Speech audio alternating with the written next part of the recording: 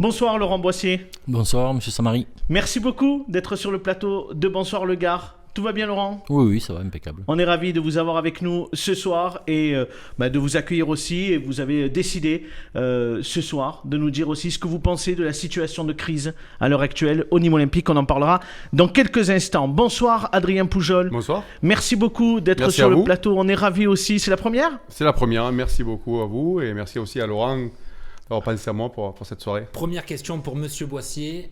Ils sont vraiment en guerre ou pas ? Qui ? De qui je parle ? De François Cordil et de Julien Plantier, vous qui les côtoyez tous les jours. Est-ce qu'ils sont en guerre ou pas ? Il y a tellement un sujet de guerre en ce moment que je ne pensais pas que vous alliez me demander ça. Non, je ne crois pas qu'ils sont en guerre.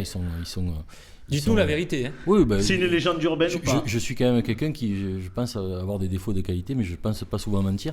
Donc non, je pense qu'il n'y a pas de guerre. Aujourd'hui, on est dans une majorité municipale. On doit travailler ensemble, on doit travailler, on va dire, en harmonie. C'est le terme. Et puis, je ne pense pas qu'il y ait de guerre entre ces deux personnes. Enfin, en tout cas, moi à mon petit niveau, au niveau de la ville de Nîmes, je n'ai pas écho de tout ça. Voilà. Bon, on va parler de vous. Ça va faire maintenant bientôt un an que vous êtes adjoint au sport à la ville de Nîmes. Quel bilan vous tirez de cette première année ? Vous êtes heureux en tant qu'élu ? Oui, je suis épanoui, je suis heureux. J'ai l'impression de servir à quelque chose. J'ai l'impression d'être écouté par certaines personnes, de pouvoir apporter mon œil de sportif à cette délégation, qui est quand même une délégation assez importante pour la ville. Le maire a toujours été quelqu'un qui appréciait le sport et il a prouvé depuis des années. Donc moi, j'essaye d'apporter d'abord mon cœur nîmois et ensuite mon œil d'expert de sport, parce que je pense pouvoir dire que j'en suis un.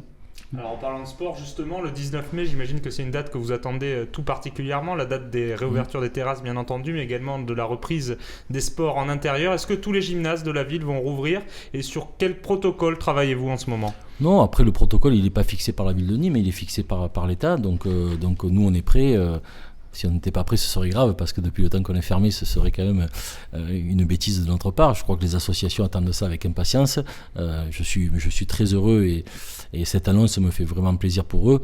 J'espère qu'on sera à la hauteur de leurs attentes. Mais en tout cas, oui, on est prêt.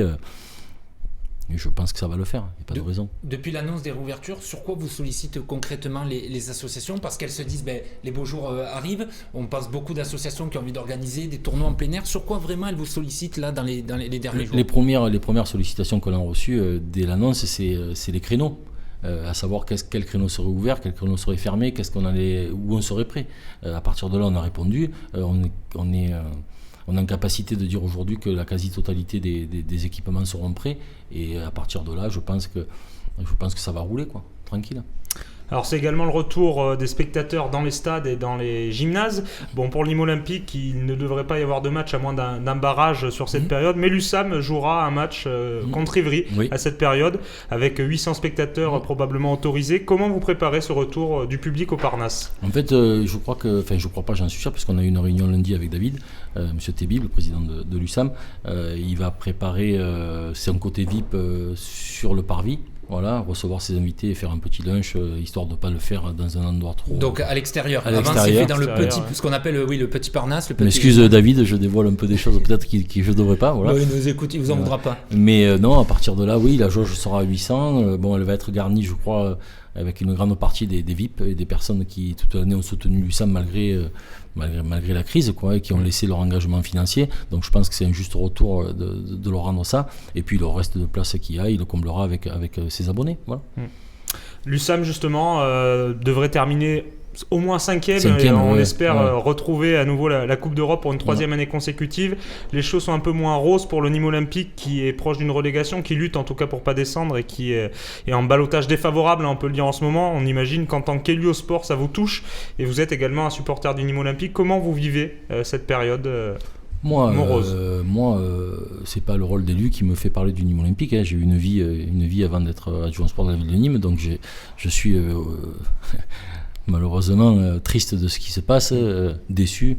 Vous êtes doublement touché en tant qu'élu et en tant qu'homme, en tant que supporter. Moi, je suis touché pour vous déjà, les médias. Je suis touché pour les supporters. Je suis touché pour le maire. Je suis maintenant. J'aime à penser et à espérer. Il reste 9 points en jeu. Si j'étais dirigeant du Nîmes Olympique aujourd'hui, je dirais qu'il reste 3 finales à jouer. Dans le football, ils sont allés gagner à Lille, le Nantes est allé gagner au PSG, Lorient a battu le PSG. Donc il se passe des choses un peu paranormales cette année en Ligue 1. Donc il reste 9 points. Qui vous dit que samedi ou dimanche, Bordeaux qui joue sa survie aussi, parce que Bordeaux n'est pas sauvé, et s'il veut éviter le barrage, il faut qu'il fasse un résultat à Nantes. Imaginons, on peut rêver, on a le droit de rêver, hein, et que Nantes se fasse accrocher par Bordeaux et que Nîmes aille faire un résultat à Metz. À partir de là, la pression va s'inverser et il peut se passer des choses. Voilà. Maintenant, ça c'est ce que je rêve. Oui, parce que ça paraît quand même mathématiquement. Mais bien sûr qu'ils se sont mis dans une situation calamiteuse. Et justement, pour vous, comment on en est arrivé là? Comment on est arrivé dans cette situation? Qu'est-ce qui a fait Moi, je suis venu sur votre plateau il y a un certain temps. J'étais venu la semaine de l'éviction de Jérôme. Vous m'avez posé la question de savoir si c'était un choix bien ou pas bien. Je vous avais répondu qu'on en reparlerait quand le championnat sera fini. Donc aujourd'hui, au final, qu'en est-il pour vous? C'était pas un beau choix? Je te répondrai dans 3 semaines et c'est à eux, c'est pas à moi d'en tirer des enseignements, ce sera aux personnes responsables de tout ça de tirer des enseignements et de savoir qui sont les véritables fautifs dans cette histoire. Il y a quand même une amélioration des résultats, en tout cas pendant un temps, avec le changement d'entraîneur. Ouais, on a pris 9 points. Ouais. Si tu appelles ça une amélioration, moi j'appelle pas ça une amélioration. C'est pratiquement autant que sur toute la période de Jérôme Arpinon. Tu en as pris combien depuis 6 matchs, ou qui sont les matchs les prépondérants pour le maintien, où tu as reçu Saint-Etienne, tu as perdu. Il n'y a pas eu de série de défaites, il n'y a pas eu de grosses roustes comme il y avait eu sur la période de Jérôme Arpinon, il n'y a pas eu de 5-0 à Strasbourg. Des fois, il vaut mieux en prendre 5 une fois que de faire... ils en ont pris 5 plusieurs fois, c'est ça le problème. Ouais, je sais, mais bon, après... Moi, je dis qu'à un moment donné, puisque apparemment c'est la faute à Jérôme, je comprends pas pourquoi on est encore là, puisque comme tu es en train de dire, on a eu des super résultats. Donc, si on a eu des super résultats, je comprends pas qu'on soit relégable. Je dis qu'il y a eu une légère amélioration. Quand il y a une descente, en général, il y a tous les acteurs, que ce soit le président, le on est 19e aujourd'hui de Ligue 1. C'est un tout. Voilà, on est 19e de Ligue 1. Il n'y a jamais qu'un seul responsable. Je vous laisse à vous, journalistes sportifs, qui êtes quand même des gens qui connaissez votre métier, enfin je le pense et je l'espère, faire le bilan de tout ça. Moi aujourd'hui, il est quand même très difficile de m'exprimer sur des choses sur lesquelles j'étais quand même responsable pendant des années du recrutement du club. Je ne vais pas me permettre de juger le travail de mon successeur. En tout cas, j'ai mon idée, hein. Ouais. Mais je vais la garder pour moi. En tout cas, ce qui peut être inquiétant, c'est que souvent, relégation rime avec problèmes financiers. On en a parlé, on sait que en plus, le club est en proie, financièrement est dans le rouge, que ce soit avec la crise et aussi les droits télé qui n'ont pas été perçus, qui étaient prévus. Ça veut dire que la ville va peut-être devoir accompagner le club pour qu'il puisse aussi s'en relever. Ça va être... Je pense pas, non. Je pense pas que ce soit une descente. Est-ce que le club va arriver à se relever de cette descente? C'était ça la question. Moi, je sais pas. Moi, il faut demander au président. Je ne suis pas président du club. Je tiens pas la bourse. Je sais pas ce qu'ils ont fait de leur argent. Moi, je leur en ai pas pris en tout cas. Donc, c'est pas aujourd'hui. C'est pas à la ville de Nîmes d'assumer des choses comme ça. On parle de choses quand même de gros montants là. Hein. On n'est pas dans des petits montants. Voilà, si le club de foot de la ville est et vraiment de grosses difficultés, comment après on peut l'aider à se relever? À qui peut l'aider à se relever? Son président. C'est lui qui on prend un peu le large, Laurent, sur la situation, alors pas quand vous l'avez quitté, plutôt même avant, on a vécu de belles années, avec même les difficultés qu'on avait en Ligue 2, avec des points en moins, etc. On a fini par réussir à remonter, on a attendu ça 20 ans. Est-ce que aujourd'hui, la tristesse aussi chez les supporters nîmois, c'est peut-être aussi la peur de se retrouver dans une même situation, c'est-à-dire descendre et puis mettre 20 ans peut-être à remonter?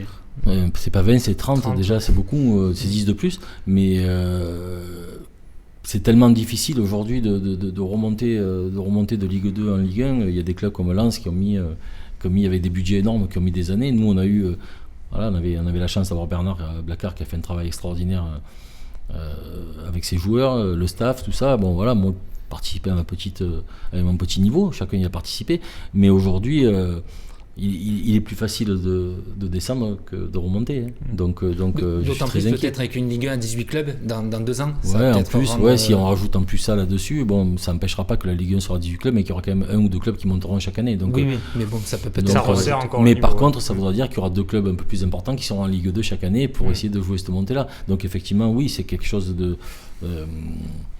d'inquiétant. malgré ça, le club de football Nîmes Olympique a vécu pendant 30 ans. Les supporters étaient au stade. Il y a de la vie en Ligue 2, il y a eu de la vie en National, il y en a en Ligue 1. Le club, il existe depuis 80 ans, donc c'est pas aujourd'hui que, enfin, je l'espère en tout cas, on n'est pas en train de parler de l'enterrement du Nîmes Olympique.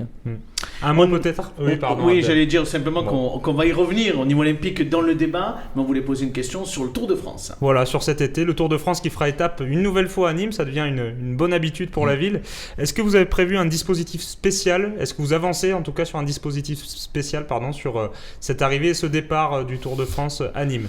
La ville est rodée, je crois qu'on l'a accueilli plusieurs fois depuis quelques années. Julien Plantier maîtrise le dossier par cœur. Je me suis mis un petit peu en retrait par rapport à tout ça parce que lui est beaucoup plus capable que moi de le gérer. La ville est prête, le dispositif il est simple, on doit améliorer la voirie parce qu'il y a des arrivées, parce qu'il faut faire attention aux cyclistes, donc quelques améliorations sur la voirie, faire une arrivée aux 7 collines et un départ comme a souhaité monsieur le maire qui voulait à tout prix qu'il y ait quelque chose qui se passe en centre-ville.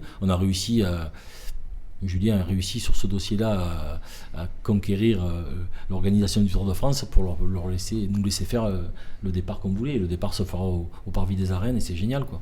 On sera début juillet, normalement les restrictions sanitaires seront levées. On peut imaginer des animations comme on avait vécu il y a 2 ans où c'était la fête du vélo en centre-ville. Tout est prévu sur le parvis, sur l'esplanade avec des stands. Non, on est prêt, on attend que le feu déjà vert. on aura le départ. Et puis il faut quand même dire aussi une chose, c'est que dans la période actuelle, après on parlera aussi d'autres choses par rapport à Adrien, mais dans la période d'accueillir le Tour de France, c'est quand même pour la ville de Nîmes, c'est quand même quelque chose de merveilleux d'avoir un événement comme ça malgré la crise sanitaire. Donc je suis très heureux et très fier de ça. Adrien, on va effectivement vous interroger dans quelques instants, mais on parlait du Nîmes Olympique. Vous avez forcément un avis sur la situation actuelle du Nîmes Olympique. Qu'est-ce que vous en pensez, vous ? La vie d'un supporter, d'un aficionado du Nîmes Olympique, mais aussi la vie d'un... Parce que là, on parlait beaucoup de Nîmes, mais le Nîmes Olympique, c'est aussi le village autour de Nîmes. Et moi, on est amis avec Laurent depuis très longtemps, et quand on me parle du Nîmes Olympique, on me parle de l'ADN du club, on me parle des supporters, mais on me parle des gens qui font le Nîmes Olympique. Et Laurent Boissier faisait le Nîmes Olympique. Et je pense que de se séparer de ce genre de personnes, comme Laurent, c'est ce qui un peu nuit à l'ADN. Et là, on est en train de continuer vers là. Le centre de formation, c'est peut-être le dernier truc à toucher. On en reparlera, c'est l'objet du débat. C'est quelque chose qui est assez aberrant pour tous les amoureux du Nîmes Olympique. Boris, je vous laisse poser la première question à Adrien. Oui, on va revenir un peu plus sur votre actualité personnelle. Vous allez ouvrir prochainement une brasserie, le Cartel à Vauvert. Quel en est le concept, simplement ? Le concept, c'est d'ouvrir une brasserie-restaurant de type bistronomie dans Vauvert, qui est mon village, et à côté de la zone Intermarché, avec... un chef nîmois, Mathieu Bourdoiseau, qui a fait l'émission Objectif Top Chef il y a quelques mois. Donc on va créer un peu la surprise, et il est très motivé et bon, ça va être vraiment top. On amène une touche un peu taurine en appelant le cartel, mais aussi le cartel, c'est un peu le lien familial parce que je fais ça avec mon beau-frère, ma belle-sœur, ma femme. Voilà, c'est un peu l'idée. C'est pas tout ce qui est mafia ni pas de trafic. Est-ce que les produits viennent de Colombie ou de Netflix? Les produits seront bio. Cartel de Vauvert. Les produits seront entièrement bio. Donc voilà, l'idée c'est d'avoir un restaurant de qualité sur Vauvert. J'ai eu le Bardéal pendant des années. Là maintenant, c'était un projet en plus de mes activités aux arènes de Nîmes.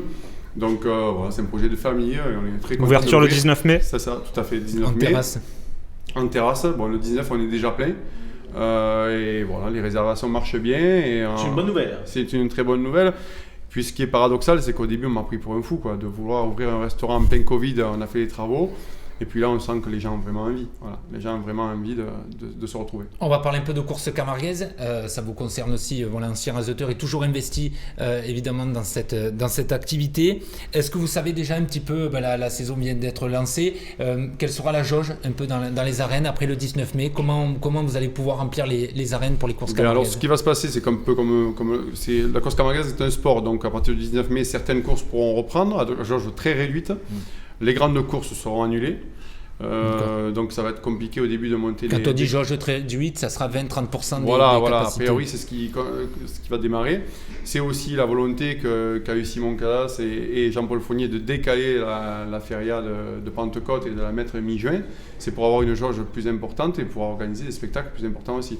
Mais la course camarguaise va grandir au fur et à mesure comme les autres sports, mais l'avantage de la course camarguaise, c'est que le public est souvent moins nombreux, on passe de 300-400 personnes par course, et donc on pourra mais faire les grandes courses n'auront pas lieu. Les premières auront lieu, mais à jauge très réduite ou n'auront pas lieu, parce qu'il y a des annulations, notamment autour de Pentecôte. Alors j'ai échangé tout à l'heure avec Nicolas Triol, le président de la Fédération française de course camarguaise, qui me disait qu'il espérait revoir des arènes pleines, en tout cas sans jauge, d'ici fin juin. Ça vous semble une échéance réaliste? C'est ça, ouais. C'est ce qu'on pense réaliste. tous. C'est ce qu'on pense tous, parce que là, on va faire d'une jauge à 5000 personnes autour de juin, et on espère qu'à partir de l'été, on pourra rouvrir un peu les vannes à jauge normale et nous faire des vendanges à jauge normale. Voilà. Et du coup, vous parliez de Simon Casas et de Jean-Paul Fournier de la ville de Nîmes, en tout cas pour la feria de Nîmes, parce qu'il y aura une course camarguaise aussi. Est-ce que vous pouvez nous en dire plus par rapport à ça? L'idée, c'est qu'en fait, avant de commencer cette feria, on va dire, de Pentecôte relookée, c'était la volonté de Simon et la volonté du maire de Nîmes qu'il faut mettre en avant, et ça, je crois que souvent on ne le met pas en avant, c'est qu'ils ont pris le risque de décaler cette feria en juin, avec des risques financiers importants pour l'entreprise, mais aussi pour la ville de Nîmes en termes d'organisation, c'est très compliqué. Dans un contexte différent où les tauromachie seront mis en avant. Donc les cartels seront dévoilés mi-mai en mairie de Nîmes, mais effectivement, il y aura une course camarguaise. Simon a voulu vraiment le faire parce que la tauromachie en général vit des moments compliqués, il faut le dire, et la course camarguaise comme la corrida, donc il faut être unis dans ces moments-là, et les arènes de Nîmes sont le meilleur rempart pour la défense de la tauromachie. Adrien, on sera dans la même configuration qu'une feria classique dans les arènes. Il y aura un spectacle à midi, un spectacle le matin, un spectacle le soir. Non, là ça va être un format sur 3 spectacles, une course camarguaise et 2 corridas. Ce qui avait été annoncé par Simon et le maire, c'était de faire 2 corridas. Donc là, il y a la course camarguaise qui rentre en plus. Et ce qui est extraordinaire, je trouve, pour la ville de Nîmes et pour la tauromachie, c'est que ça va être déjà la première feria, premièrement. Et surtout une alternative de luxe, quoi. Parce que les fameux cartels étoiles. Le fameux cartel étoile, il faut dire la vérité. Quand on met en plein mois de juin, après le Covid, un cartel avec Enrique Ponce, El Juli et El Rafi pour une alternative. Du coup, c'était un choix, peut-être de faire moins de corrida, mais de faire un cartel étoile et le choix, que d'en faire plusieurs. Le choix, c'est que c'est pas une feria en fait. À la base, c'est pas une feria, donc c'était de dire on fait deux corridas.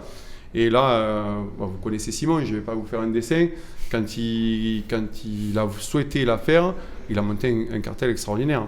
Et c'est ce qu'on peut dire de Simon, surtout à Nîmes, c'est que quand il fait les choses, il ne les fait pas à moitié. Là, El Rafi a une opportunité devant lui avec une corrida de luxe.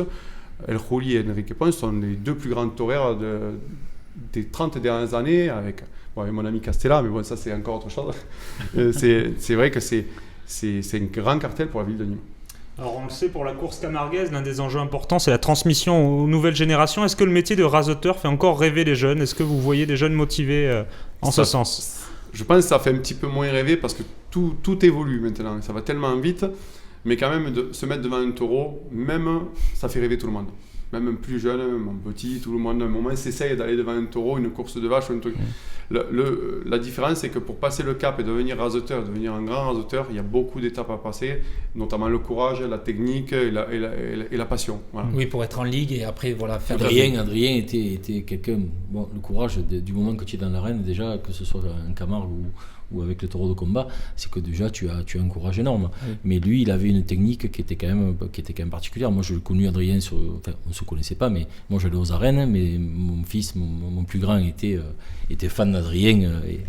Et voilà, moi je suis du... Vous auriez pu être raseteur Moi j'ai rêvé de tout ça, mais il m'a manqué quelque chose. Un peu plus bas, tu vois.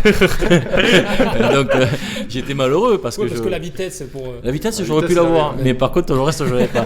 Et si tu veux, j'ai toujours été fan de ces gens-là et au-delà de l'homme qu'est Adrien, mais de ce qu'ils sont capables de faire. Voilà. Se mettre devant les taureaux, c'est quelque chose qui n'est pas donné à tout le monde. C'est pas normal. Ouais. Adrien, est-ce que quand vous voyez Laurent Boissier qui est passé du sport à la politique, quand vous voyez peut-être Bruno Pascal à Vauvert, qui est ancien raseteur lui aussi, qui est candidat au départemental, qui est adjoint de Jean Donat, est-ce que ça vous donne envie, vous aussi, de vous investir dans la politique à Vauvert? Peut-être un jour, peut-être avec mon ami Laurent, peut-être. Il y avait des rumeurs sur les dernières élections. Non, mais ma passion première, c'est quand même la tauromachie. C'est vraiment ma passion première. Et là, bon, en plus, là, maintenant, je fais de la restauration en famille. Mais ma passion première, c'est ça. Et je pense que si je peux rester... J'ai la chance de travailler quand même avec Simon Casas et d'apprendre tous les jours. J'apprends. J'ai 38 ans, j'apprends auprès de lui, auprès de toute l'équipe. On est avec Gilles Evangelisti aussi. On bosse ensemble au quotidien. Et ça me plaît avant tout. Et peut-être que... Et adjoint à la tauromachie dans une commune un peu comme Vauvert, non, mais ou gérer des arènes. Gérer des arènes, ça me plaît. Voilà, c'est quelque chose qui me plaît, mais chaque chose en son temps. Voilà. C'est un cap, c'est un objectif, ça, Adrien? Pourquoi pas un jour, ouais. Après, même la politique, ça me plaît aussi, mais à l'heure que qu'on parle, voilà, la tauromachie, et puis ma génération doit aussi défendre la tauromachie. Voilà, mon rôle, j'ai 38 ans, j'ai vécu de la tauromachie, de la course camarguaise. Mon rôle, c'est de continuer là-dedans et de défendre les tauromachie en général. C'est quelque chose qui vous inquiète? Parce qu'on sent effectivement que le sujet ouais. revient souvent dans l'actualité nationale autour de la tauromachie. C'est quelque chose qui vous inquiète? Tout à fait, c'est inquiétant. Et encore une fois, heureusement qu'on est à Nîmes. Moi, je le dis à longueur de journée, c'est pas parce que c'est Jean-Paul Fournier, mais et l'équipe qui est là autour, qui aime les taureaux, qui le revendique. On l'a vu là encore dernièrement, il y a toujours eu des polémiques autour de Simon qui sont néfastes pour la tauromachie, qui sont ridicules, parce que quand on touche à autre chose, on ne fait pas de polémique, mais dès qu'on touche à la tauromachie, on fait des polémiques. Et Nîmes assume, et ça c'est important. Après, sur un sens large, oui, la tauromachie est en danger, et c'est des personnes comme moi ou d'autres, aficionados et professionnels, à la défendre du mieux. Voilà. Merci beaucoup, messieurs, d'avoir répondu à nos questions.